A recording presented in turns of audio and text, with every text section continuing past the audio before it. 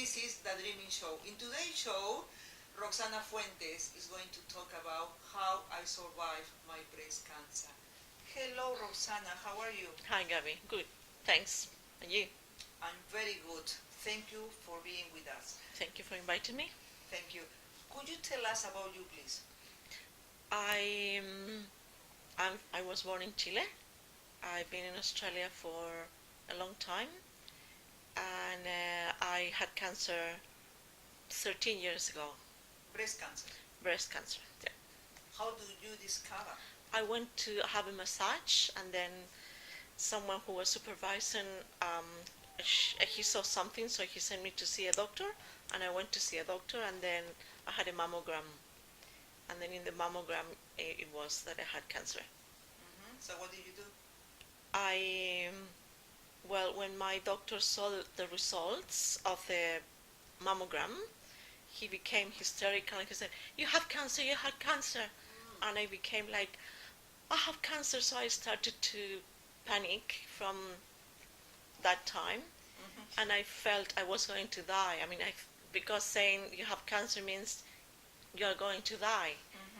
And I was in very bad condition. I was very, very extremely bad. I became very unwell, but especially in my mind, because I thought I was going to die every day.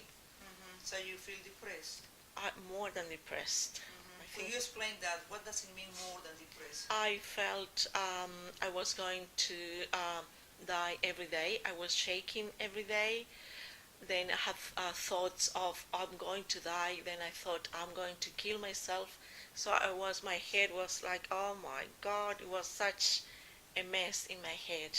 Okay, let me clarify. You have the thought of killing yourself? Yeah, the thoughts. Okay, so what happened next? My parents came because I was alone, and then I have to have chemo, and I didn't want to have chemo because I didn't believe in chemo. I didn't believe in Western medicine, to say that word, and in my mind I never had cancer. I completely denied the thought of having cancer. I didn't feel I had cancer at all. So you've been talking to yourself, is what you mean? Yes, I talk to myself. So you've been talking, your conscious mind was talking to the subconscious mind? Yeah. Very good strategy. That's a very good strategy, yeah. I never ever had in my mind I had cancer, even though the evidence from the doctors was completely different. So when you've been talking to yourself that you didn't have cancer, how did you feel emotional? Well, because like in your mind, you don't have cancer, but from the outside world, the doctor tells you you have cancer, and that's all. I mean, they don't tell you anything. They don't say you're going to survive. It's like you have cancer, you're going to die. So you have, like, in one side you have, I don't have cancer, on the other side you have cancer, you have to have chemo.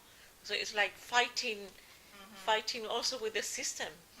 Yeah, because inside of you, I don't have cancer, I don't want anyone to touch me. Yeah, and I had an operation as well, I forgot. Yeah, so I had, they removed the lumps.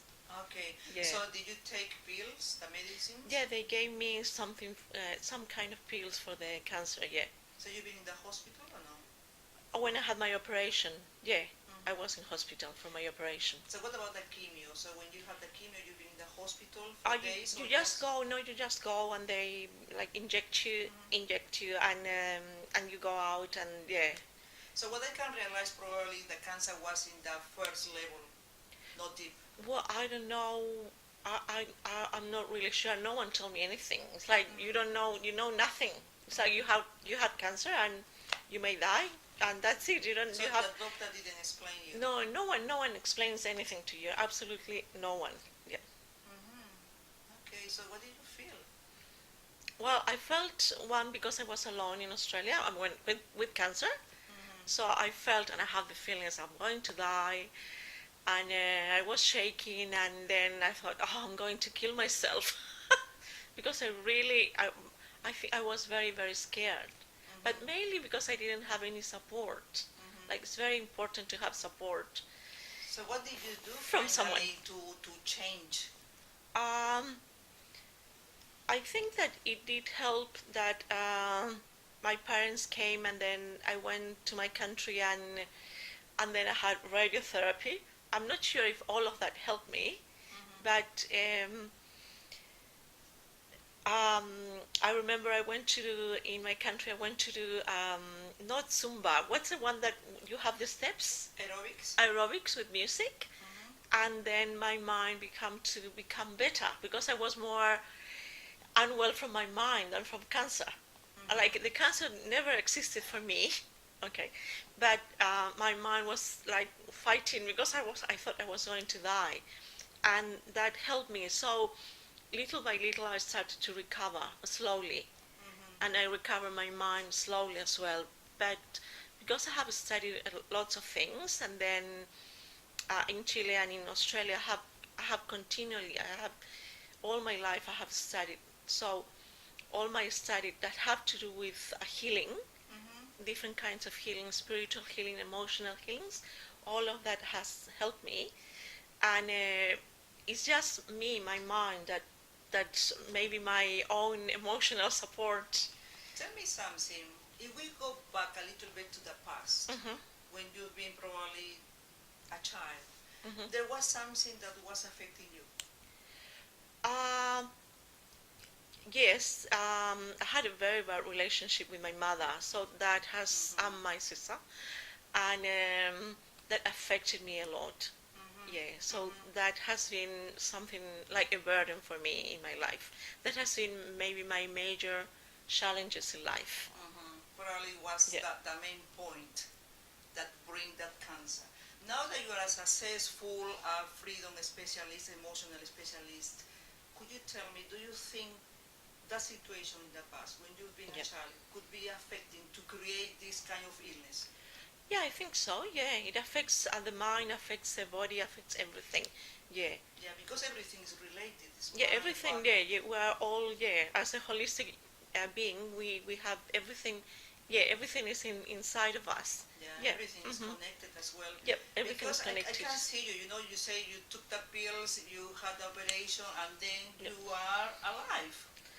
You Yes, are I okay, am you are alive. wonderful. Yeah, I know a lot of people have died because Yes. of that. I know people who have died, and yeah, and well, there was someone else at school because I'm a teacher as well, and she died. And then when I knew, because I went to her, they had a service at school, and when I went there and they told me she died, I thought, oh my gosh, she's so stupid. Why did she die?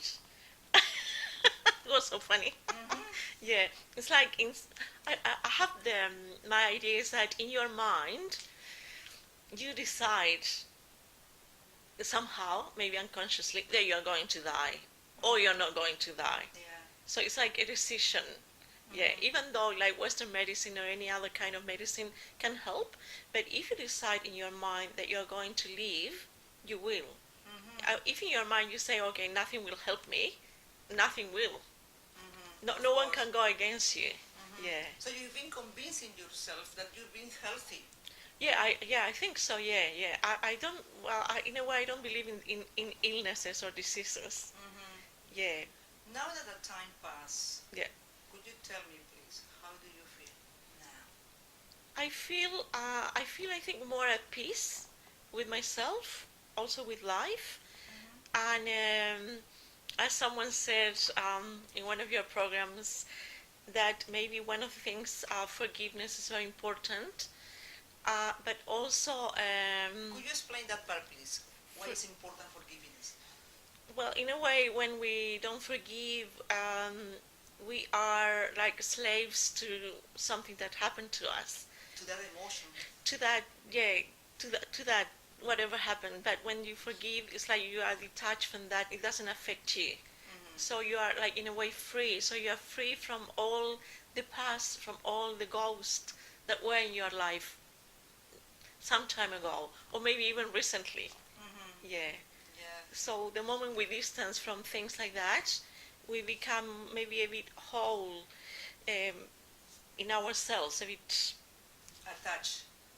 with ourselves, yeah. Mhm. Like, yeah.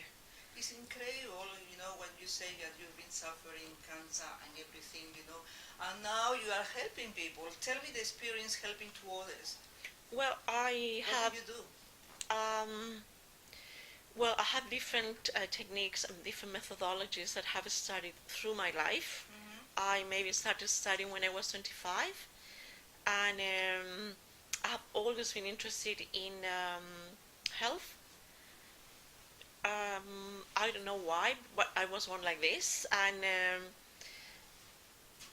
uh, also because of my experience as a teacher, I can relate to people, and I know people. I mean, and because also of my experience, so You feel the connection. I feel the connection, and with my experience in life, what happened to me, and what has happened to different people in my life, so I can relate, and I understand them.